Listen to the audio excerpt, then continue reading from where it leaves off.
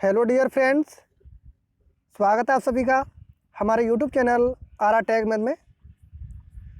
मैं रामहरी राठौर आज फिर आपके सामने एक और नई वीडियो के साथ, जिसके अंदर हम जो रेखिक प्रोग्रामन समस्या है उसकी हमने एक विधि पढ़ ली थी, corner Vidhi.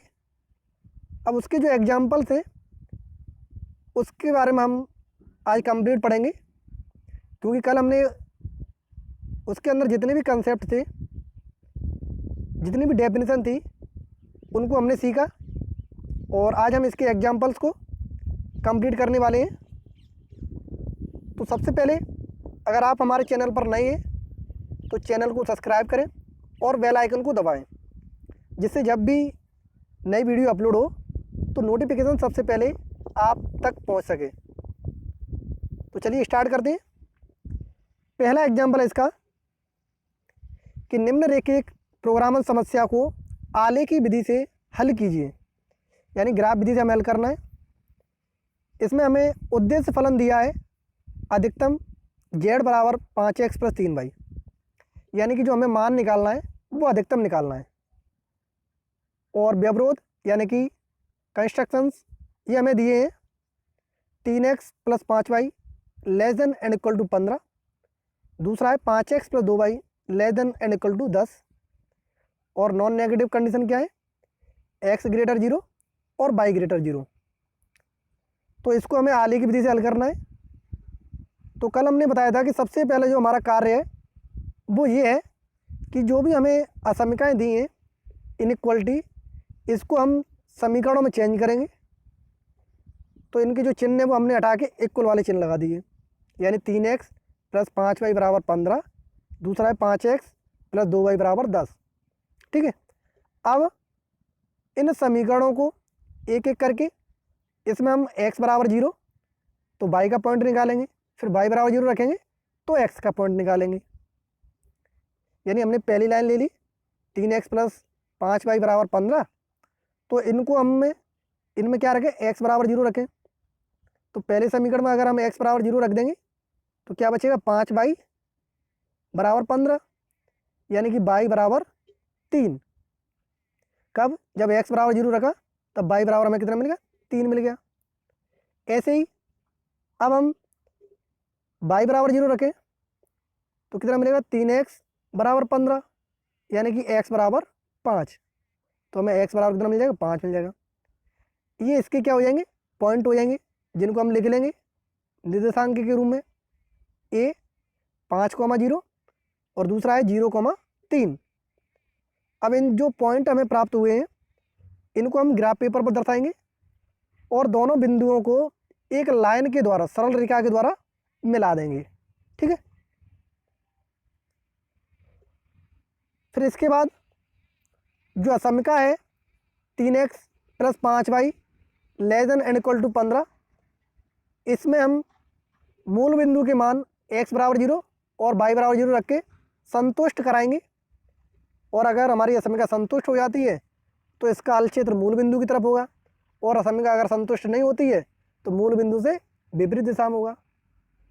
Same to same हमें दूसरे समीकरण के लिए करना है यही।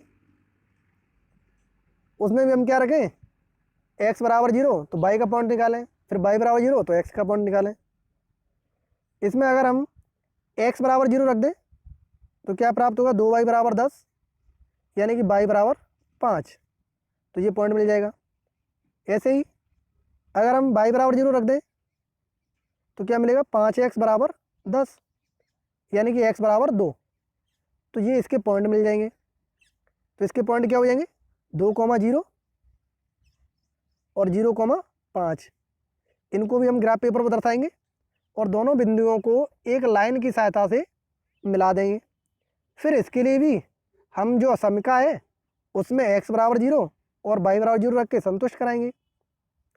तो देखिए संतुष्ट कराते हैं दोनों समीकरणों को। तो पहली समीकरण थी हमारे पास 3x + 5y <= 15। इसमें x = 0 और y = 0 रखेंगे तो टोटल 0 हो जाएगा, तो 0 <= 15। अब आप लोग बताइए, क्या ये बात सत्य है कि 0 छोटा होता है 15 से? जल्दी से आंसर दीजिए। तो ये बात सत्य है, यानी ट्रू है। और जब ये बात सत्य है तो इसका जो हल क्षेत्र होगा पहली असमिका का, वो मूल बिंदु की तरफ होगा। पहली असमिका का जो हल क्षेत्र की तरफ होगा, मूल बिंदु की तरफ होगा। तो ये हमारी पहली असमिका थी, इसका हल क्षेत्र की तरफ हो जाएगा मूल बिंदु की तरफ। ऐसे ही दूसरी असमिका को भी संतुष्ट कराएं।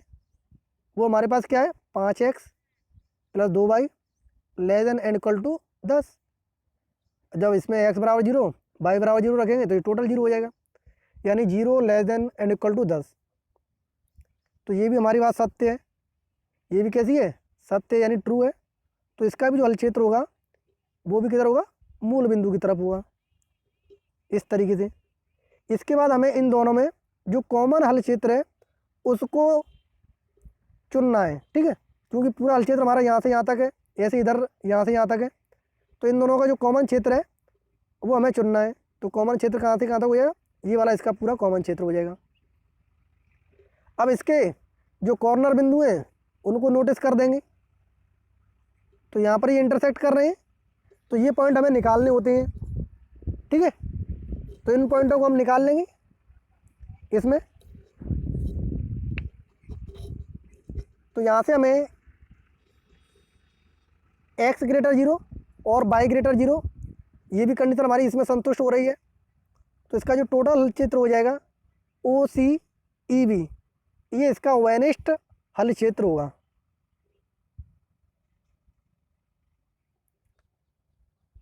तो इसके कोणीय बिंदु क्या हो जाएंगे, इसके एक तो हो जाएगा हमारा मूल बिंदु वाला 0,0, दूसरा 2,0, तीसरा पॉइंट हो जाएगा हमारा 20/19, 45/19, और चौथे पॉइंट हो जाएंगे हमारे 0,3। अब इन बिंदुओं को हम किस पर रखेंगे, जो हमारा Z है उसमें रखेंगे, उद्देश्य फलन में, और फिर देखेंगे इसका मैक्सिमम मान किस पर प्राप्त हो रहा है। तो हमने सभी बिंदुओं को रख दिया। बिंदु 0 वाला जो था मूल बिंदु वाला, जिसके निर्देशांक 0,0 थे, वो हमने उद्देश्य फलन में रख दिया, Z = 5x + 3y में। तो यहाँ से इसका मान हमें 0 प्राप्त हो रहा है। ऐसे C जो पॉइंट था उसके निर्देशांक रखेंगे तो हमें मिलेगा 10, और E बिंदु जो थे 20/19, 45/19, इसको जब रखेंगे तो ये प्राप्त होगा हमें 235/19। इसी तरीके से B पॉइंट को रखें 0,3 को, तो इससे जो वैल्यू मिलेगी वो मिलेगी 9। अब हमें देखना है कि किस पर हमारा जो उद्देश्य फलन है Z, इसका मान मैक्सिमम है। तो आप देख सकते हैं 235/19 ये अधिकतम है, क्योंकि ये इसमें कम से कम 10 बार से ज़्यादा भाग जाएगा, तो ये इस पर अधिकतम है, ठीक है। तो इसके पॉइंट क्या हो जाएंगे, x = 20/19 और y = 45/19। ये इस देखिए एक प्रोग्राम समस्या के इस्तेमाल होंगे जिसका अधिकतम मान हमें 235/19 प्राप्त होगा। तो समझ में आ गई ये।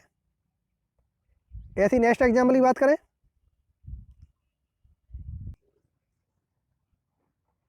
एक बात और कि जैसे हमने इसमें जो E पॉइंट निकाला था, ये वाला, ये हमें कैसे प्राप्त होगा, ये भी प्रश्न आपके रहेंगे।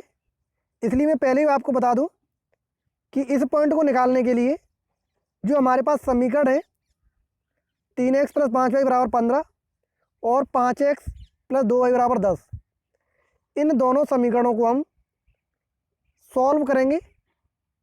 किसी भी विधि से कर सकते हैं, चाहे तो प्रतिस्थापन से, चाहे विलोपन से, चाहे वज्रगुणन से। इन दोनों को सॉल्व करेंगे और यहाँ से x और y की वैल्यू निकालेंगे। तो जो x और y की वैल्यू आएंगी वही इन दोनों का जो कटान बिंदु होगा उसके मान होंगे, ठीक है। तो कन्फ्यूज ना हो कि ये पॉइंट हमारा कहाँ से आ जाए, क्योंकि हम तो दो पॉइंट लेके चले थे। ये तीसरा ये कटान बिंदु वाला कहाँ से प्राप्त हो गया, तो ये कैसे प्राप्त होगा, इसके बारे में परेशान ना हो। तो इन दोनों समीकरणों को जब हम विलोपन विधि से हल करेंगे तो हमें जल्दी मान प्राप्त हो जाएगा। तो हमें इससे x और y के मान निकाल लें, तो वही बिंदु इसका कटान बिंदु होगा। नेक्स्ट एग्जाम्पल, इसको भी हमें आलेख विधि से ज्ञात करना है, लेकिन यहाँ पर उद्देश्य फलन कितना है, निम्नतम है, ध्यान रखना मिनिमम है यहाँ पर।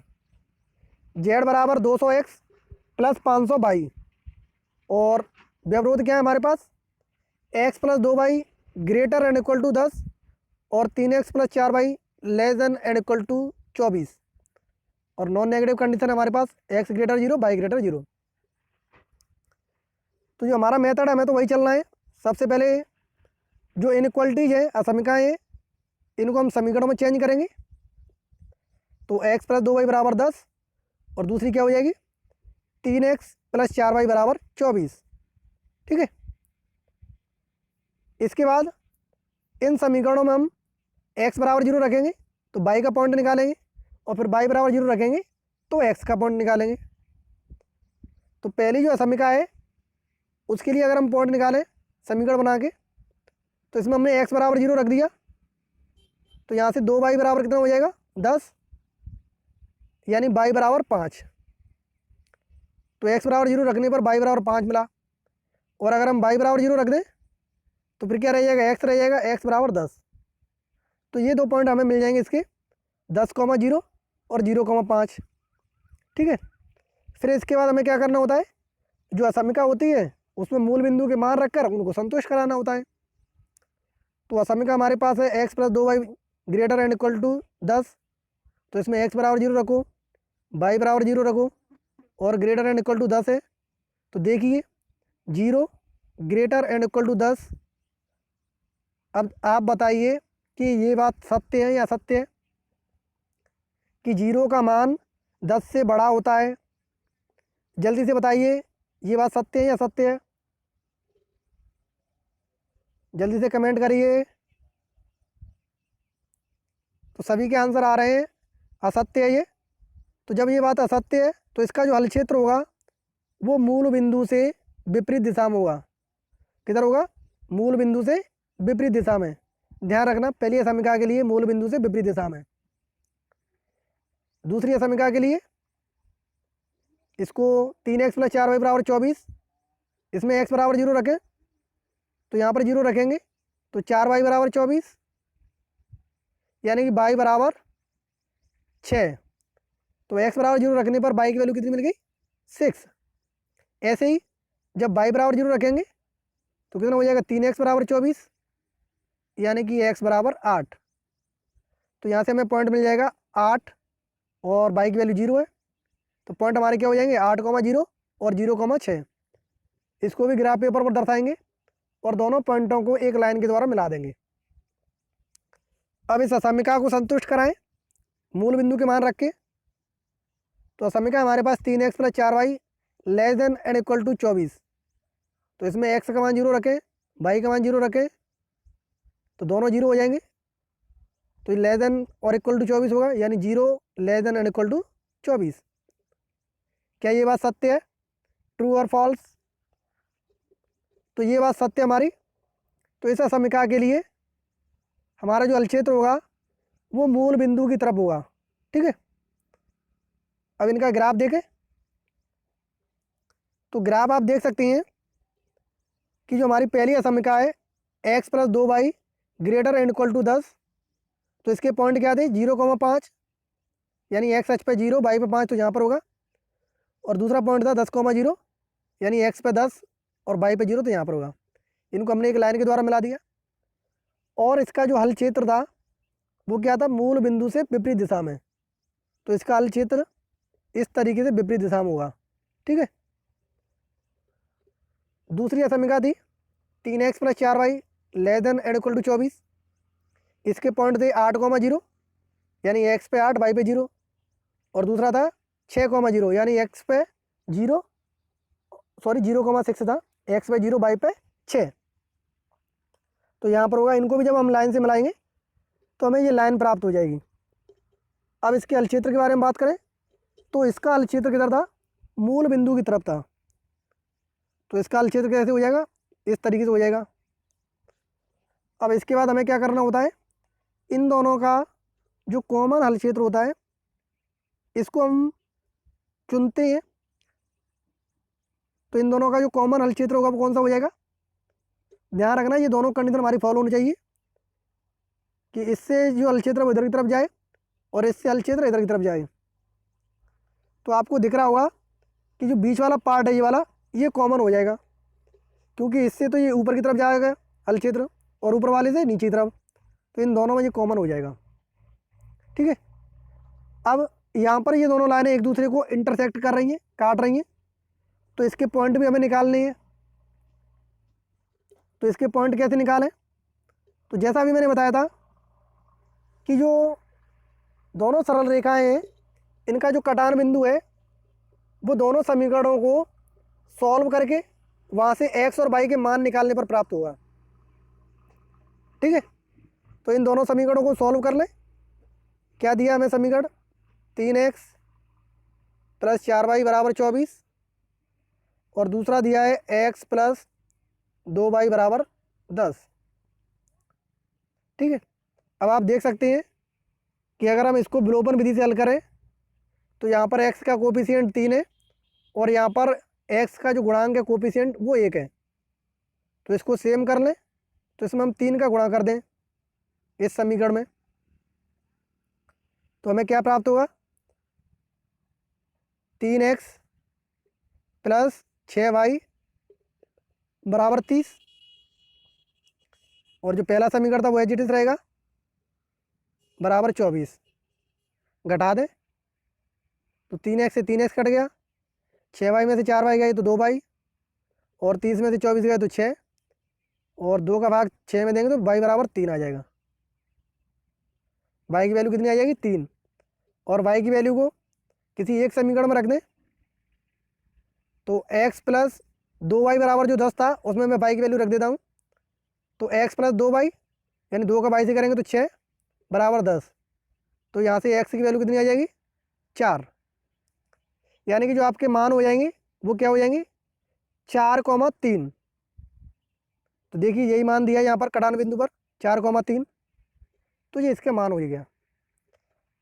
अब ये हमारे कॉर्नर वाले पॉइंट हो गए ये, और एक ये और ये, इन तीनों के लिए हम क्या निकालेंगे?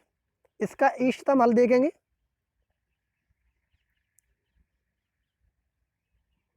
यहाँ पर एक चीज़ और है कि x > 0 और y > 0 के द्वारा जो प्रदर्शित क्षेत्र है, चूँकि प्रथम पाद का प्रत्येक बिंदु इन दोनों असमीकाओं को संतुष्ट करता है, अतः असमीकाएँ x > 0 और y > 0 के द्वारा प्रदर्शित क्षेत्र फर्स्ट पाद में यानी पहले चतुर्थांश में, ध्यान रखना पाद का मतलब चतुर्थांश से। तो इसका छायांकित क्षेत्र आपको दिख गया BED, ये वाला जो हमें दिख रहा है ये पूरा इसका छायांकित क्षेत्र हो जाएगा। अब इन बिंदुओं के लिए हम इसका मान निकालेंगे कि उद्देश्य फलन का मान कितना होगा। तो बी बिंदु जिसके मान थे 0,5, इसको रखेंगे x = 0 y = 5, तो हमें 2500 प्राप्त होगा। ई बिंदु के लिए 4,3 2300 प्राप्त होगा, और डी बिंदु के लिए 0,6 3000 प्राप्त होगा। अब आप देख सकते हैं कि किस पर इसका मान मिनिमम है, क्योंकि हमें कंडीशन मिनिमम की पूछी गई है, तो ये 2300 है, ये हमारा मिनिमम है। तो ये किस पर मिला है? 4,3 पर, इसलिए 4,3 इसके क्या हो जाएंगे? इष्टतम हल हो जाएंगे, और इसका मान कितना हो जाएगा? 2300। तो इस तरीके से हमें समस्याओं को हल करना है और प्रत्येक चीज़ को सीखना है अच्छे से, क्योंकि ये प्रश्न आपका पूछा जाता है और काफ़ी अच्छा प्रश्न पूछा जाता है, इसलिए ये आपको आना चाहिए। उदाहरण तीसरा, निम्नलिखित प्रोग्राम समस्या को भी आलेख की विधि से हल कीजिए, जिसमें हमें अधिकतम z निकालना है y + 3/4x, और हमें कंडीशन दी है x - y > 0, दूसरी है -x/2 + y < ≤ 1, और नॉन नेगेटिव कंडीशन दोनों है x > 0 y > 0। तो सबसे पहला जो हमारा काम है असमीकाओं को समीकरणों में चेंज करना, तो हम ये काम करेंगे। पहले तो x - y = 0, दूसरा क्या हो जाएगा? -x/2 + y = 1। अब इसके बाद हमारा जो कार्य है कि इन समीकरणों में हम x = 0 रख के y के मान निकालेंगे और y = 0 रख के x के मान निकालेंगे। तो पहली समीकरण के लिए x - y = 0 है, यानी कि x बराबर बाई हो जाएगा। तो इसमें x का मान जो रखेंगे वही बाई का मान प्राप्त होगा हमें। तो हमने एक बार 0 रखा तो बाई का मान भी 0 प्राप्त होगा, और x बराबर 1 रखा तो बाई का मान भी 1 प्राप्त हो जाएगा। अब इसके लिए हम असमिका को संतुष्ट कराएंगे मूल बिंदु के मान रख करके। इसमें हम x बराबर 0 रखें और बाई बराबर 0 रखें।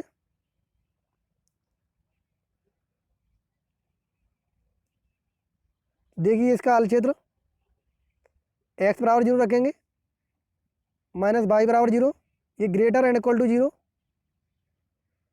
यानी 0 ग्रेटर एंड इक्वल टू 0। तो यहाँ से आप बताइए क्या 0 0 से बड़ा होता है? जल्दी से बताइए क्या 0 0 से बड़ा होता है?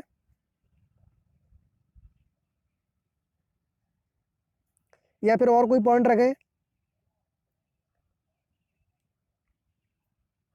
अगर आप चाहें तो और भी पॉइंट रख सकती हैं, जैसे हम x बराबर 2 और y बराबर 3 रख के चेक करें। जैसे यहाँ पर रख के चेक किया इन्होंने तो -1 प्राप्त हो रहा है ग्रेटर एंड इक्वल टू 0।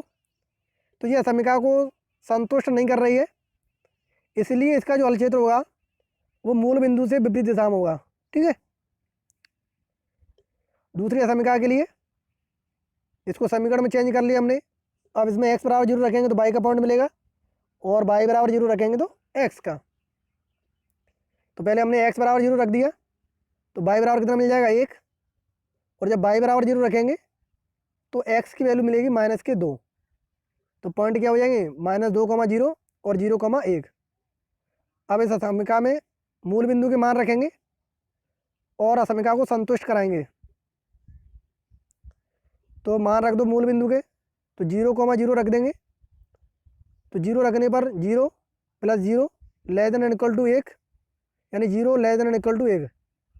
तो ये बात हमारी कैसी है बताइए, संतुष्ट हो रही है नहीं है? तो ये हमारी असमिका संतुष्ट हो रही है, यानी ट्रू है। तो इस असमिका के लिए जो हल क्षेत्र होगा वो मूल बिंदु की तरफ होगा। दोनों असमिकाओं को ग्राफ पेपर पर दर्शाएं। तो पहली थी हमारी x minus y greater and equal to 0। इसके पॉइंटों को हमने दर्शा दिया था 1, 1, 0, 0। और जब इनका कटान बिंदु हमने निकाला था दोनों रेखाओं के लिए तो वो हमें प्राप्त हुआ था 2, 3। दोनों समीकरणों को सॉल्व कर लेना विलोपन विधि से, तो वहाँ से x और y के जो मान प्राप्त होंगे वही हमारे कटान बिंदु होंगे। तो पहली समीकरण का जो हल क्षेत्र है वो मूल बिंदु से विपरीत दिशा में हो गया। ऐसे ही जो दूसरी समीकरण है इसका हल क्षेत्र किधर होगा? इसका हल क्षेत्र होगा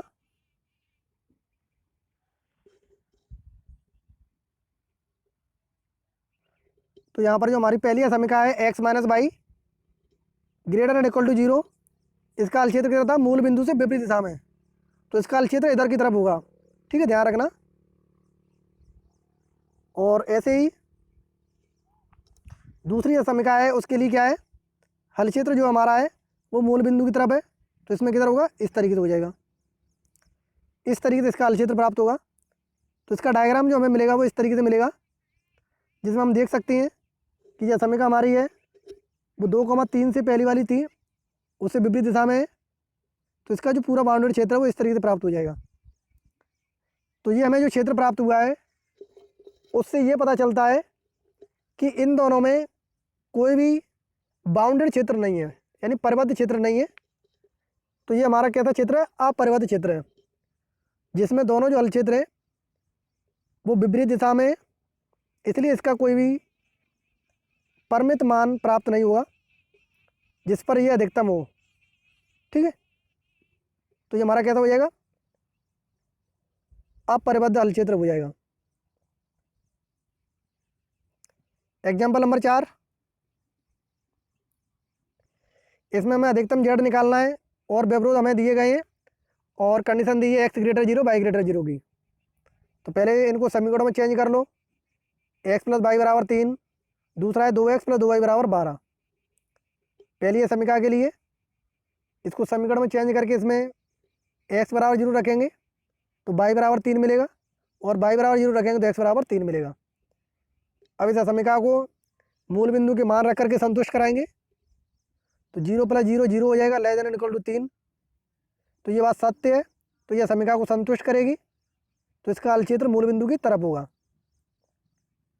ऐसे ही दूसरा वाला 2x + 2y बराबर 12 हो जाएगा। इसमें x बराबर 0 रखेंगे तो y की वैल्यू 6 मिलेगी, और y बराबर 0 रखेंगे तो x की वैल्यू 6 मिलेगी। तो इसके पॉइंट क्या हो जाएंगे, 6,0 और 0,6। और जब इसमें हम x बराबर 0 y बराबर 0 रखेंगे समीकरण में, तो 0 > 12, तो ये हमारी बात असत्य है, तो यह समीकरण को संतुष्ट नहीं करेगी। यानी कि इसका जो हल क्षेत्र होगा वो मूल बिंदु से विपरीत दिशा में होगा। अब इन बिंदुओं को ग्राफ पेपर पर दर्शाएंगे। तो ग्राफ पेपर पर दर्शाइए, तो हमें इस तरीके से प्राप्त होंगे। पहली जो समीकरण थी x + y less than equal to 12, उसके पॉइंट क्या थे 3,0 और 0,3। अब इनको हमने एक लाइन के द्वारा मिला दिया। ऐसी दूसरी समीकरण के लिए 0,6 और 6,0 इनको भी मिला दिया। अब पहली जो समीकरण है वो तो हमारी क्या हो रही थी, संतुष्ट हो रही थी, इसलिए उसका हल क्षेत्र की तरफ हो गया, मूल बिंदु की तरफ हो गया। और जो दूसरी समीकरण है इसका जो हल क्षेत्र है वो संतुष्ट नहीं हो रहा था, तो ये मूल बिंदु से विपरीत दिशा में हो गया। तो इस तरीके से हमें ये प्राप्त होगा। तो टोटल जो हल क्षेत्र है वो किस में है, पहले चतुर्थांश में है, लेकिन इसका कोई भी वैनिष्ठ भाग हमें प्राप्त नहीं हुआ है। तो यहाँ से हम देख सकते हैं कि ऐसा कोई बिंदु नहीं है अथवा क्षेत्र नहीं है जो दिए गए सभी व्यवरोधों को संतुष्ट करे, अर्थात जो सुसंगत हल क्षेत्र है वो हमारा कैसा है, रिक्त है, फाई है। तो दी गई समस्या का कोई भी सुसंगत हल नहीं होगा। ठीक है। एग्जाम्पल नंबर 5, इसमें हमें मैक्सिमम जेड निकालना है और कंडीशन हमें दी है। तो सबसे पहले इनको समीकरणों में चेंज कर लेंगे। तो पहली समीकरण के लिए हमारे पास प्राप्त होगा 4x + 6y = 60। अब इसमें x बराबर 0 रखो तो y बराबर हमें 10 प्राप्त होगा, और जब y बराबर 0 रखेंगे तो x बराबर 15। तो इसके पॉइंट हो जाएंगे 15,0 और 0,10।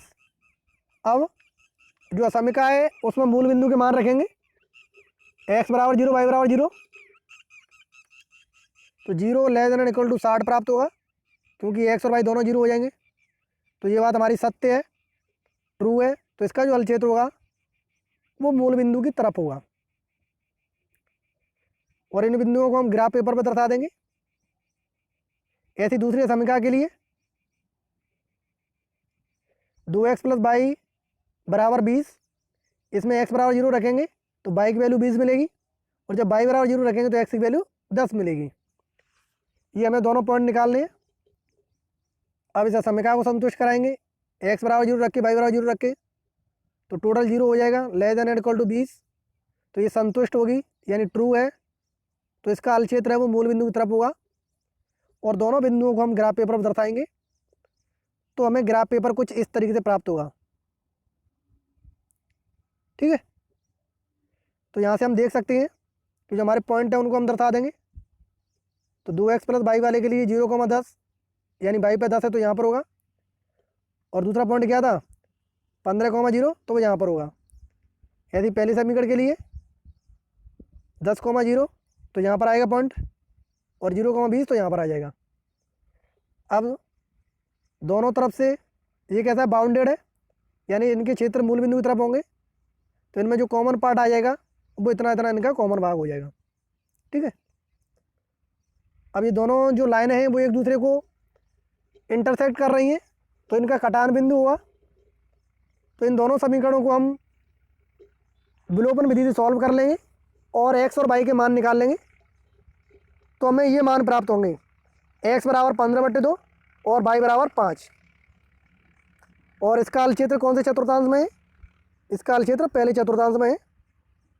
तो ये इसका छायांकित क्षेत्र हो जाएगा, यहाँ से यहाँ तक पूरा। तो ये इनके पॉइंट हो जाएंगे कॉर्नर वाले। इन सभी पॉइंटों पर हमें इसका मान याद करना है जेड का, और जिस पर अधिकतम होगा वही इसका इष्टतम होगा। तो सभी पॉइंटों पर हम निकाल लेंगे। पहले मूल बिंदु पर निकाला 0 पे, तो इसका मान 0 प्राप्त हुआ। फिर सी पर निकाला 10,0 पे, तो 20 मिलेगा हमें। ई पर निकालेंगे तो 30 प्राप्त होगा, और बी पर निकालेंगे तो 30। तो यहाँ पर हमें दो बिंदुओं पर अधिकतम प्राप्त हो रहा है और वो मान हमें प्राप्त हो रहा है 30। तो इससे स्पष्ट है कि उद्देश्य फलन का मान दो जो कोणीय बिंदु हैं, एक 15/2,5 और 0,10, इस पर अधिकतम प्राप्त हो रहा है। इसलिए उद्देश्य फलन का यही अधिकतम मान बिंदु ई और बी को मिलाने वाले रेखाखंड के प्रत्येक बिंदु पर भी प्राप्त होता है। इसलिए इस समस्या के कितने हल होंगे? अनंत हल होंगे। ध्यान रखना, इसके कितने हल होंगे? अनंत हल होंगे, क्योंकि इन दोनों बिंदुओं को मिलाने वाली जो रेखा होगी, इसके प्रत्येक बिंदु पर इसका मान हमें प्राप्त होगा, इसलिए इसके अनंत हल होंगे। तो ये थे आपके एग्जाम्पल। तो मैं समझता हूँ कि आपको सभी उदाहरण एक एक करके अच्छे से समझ में आए होंगे। और अगर फिर भी कोई डाउट है किसी कंसेप्ट को लेकर या किसी एग्जाम्पल को लेकर, तो आप हमें मैसेज कर सकती हैं। हमारे व्हाट्सएप नंबर पे भी भेज सकती हैं। और इन सब की जो PDF है वो हमारे Telegram channel RR tag math academy official पर डेली अपलोड की जाती है, तो आप वहाँ से प्राप्त कर सकती हैं। तो आज के लिए इतना ही। जय हिंद दोस्तों।